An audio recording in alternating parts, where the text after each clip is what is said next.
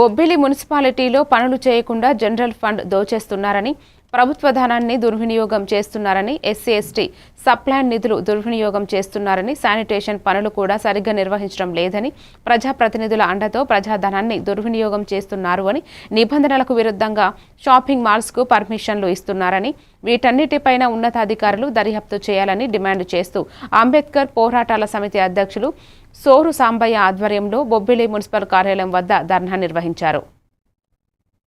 పెద్ద మొత్తం అవినీతి జరుగుతూ ఉంది. బొబ్బిలి మున్సిపాలిటీలో వివిధ అభివృద్ధి పనులు చేశామని చెప్పేసి దొంగ బిల్లులతో పట్టణాన్ని అభివృద్ధి చేస్తున్నామని చెప్పి పెద్ద మొత్తం అవినీతి జరుగుతూ ఉంది. దీనికి స్పందించినటువంటి ప్రజా సంఘాలు కలుపుకొని మన గౌరవనీయులు అంబేద్కర్ పోరాట సమితి అధ్యక్షులు సోరు సాంబయ్య గారిని ఈ ధర్నా ఉద్దేశించి మాట్లాడుతుందిగా మీ అందరి తరఫున కోరుతూ ఉన్నాం.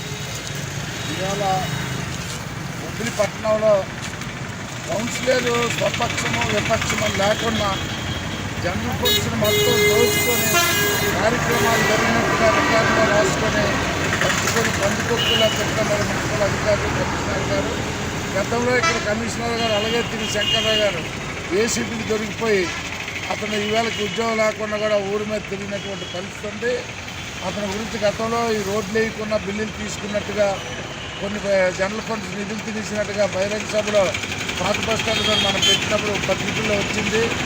ఆ వచ్చిన వారం రోజుల్లోనే ఏసీపీకి అతను దొరికిపోయి జైలుకి వెళ్ళినటువంటి పరిస్థితి ఇప్పుడు కమిషనర్కి ఉన్నతాధికారులకి ఏఈ డిఈ గారు వీళ్ళందరూ కూడా చాలా దోపిడీ చేస్తున్నారు.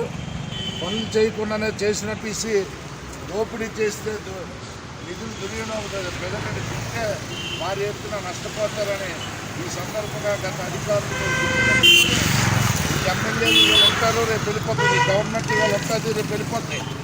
అందుకు చంద్రబాబు నాయుడికి కూడా మీ ప్రెస్ ద్వారా ఈ మామూలు మంత్లీ మామూలు ప్రతి నియోజకవర్గంలో వస్తుంది.